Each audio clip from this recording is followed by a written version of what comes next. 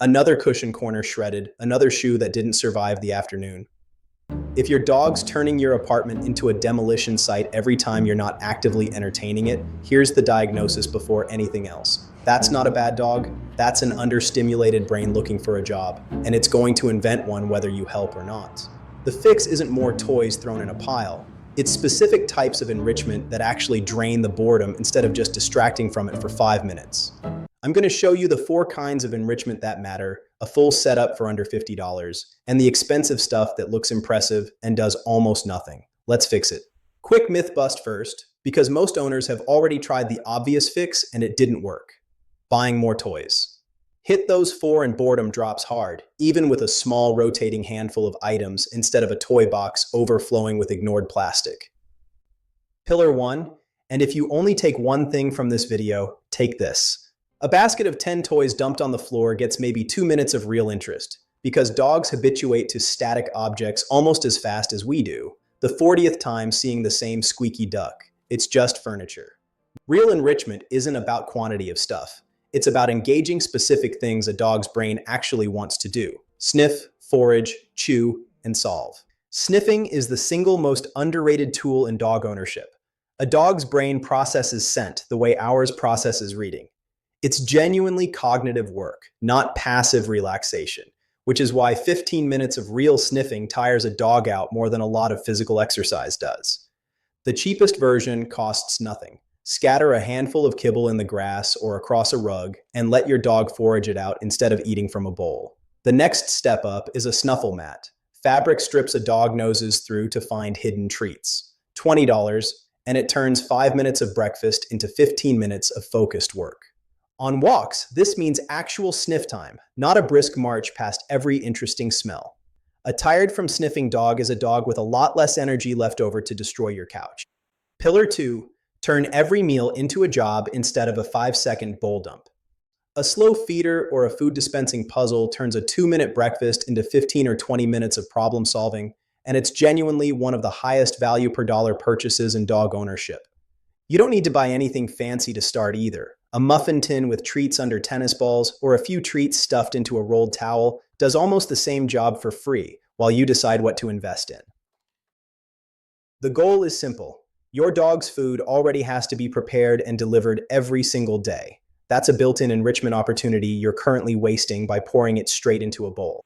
Pillar 3, chewing, and the mistake most owners make is trying to eliminate an instinct instead of redirecting it. Dogs chew because it's satisfying and stress-relieving at a biological level. That's not going away. So the job is making sure there's always a better option within reach than your furniture. A rotation of 2 or 3 rubber chews refreshed every few days so they stay interesting, plus a frozen stuffed toy as the heavy hitter for the longest boredom stretches of the day.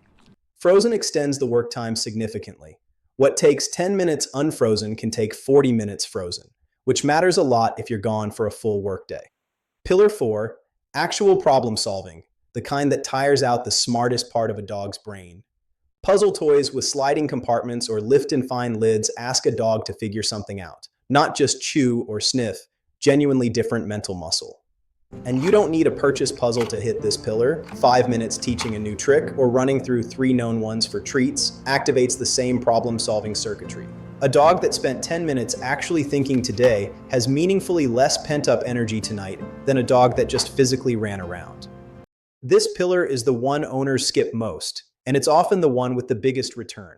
Here's the whole kit, 1 item per pillar, and the full list is linked below. Sniffing, a snuffle mat, about $20.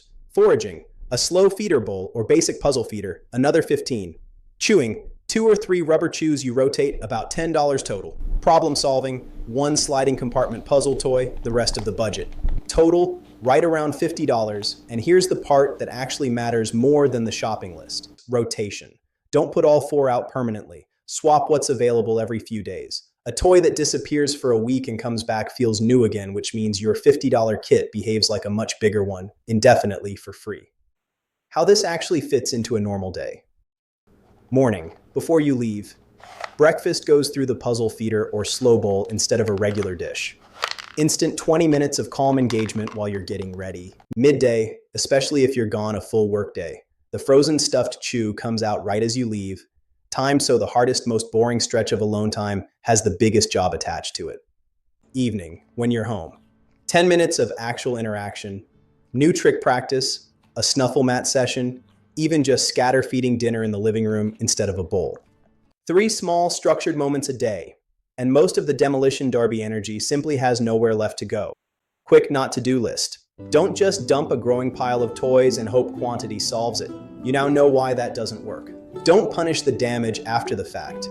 By the time you find the shredded cushion, the boredom that caused it happened hours ago, and scolding a dog for something it doesn't remember doing just adds confusion without addressing the actual gap. And don't lean on physical exercise alone and skip the mental pillars. A dog that gets a long walk but zero sniffing, foraging, chewing, or problem solving is still an understimulated dog, just a physically tired one. The destruction often continues right through a genuinely good walk schedule if the other 3 pillars are empty. Full gear recap, all linked below. Snuffle mat, slow feeder or basic puzzle feeder, a small rotation of rubber chews, and 1 sliding compartment puzzle toy. The full 4-pillar kit for around $50. Skip list. Expensive automated treat tossing gadgets and app-connected cameras that entertain your dog remotely.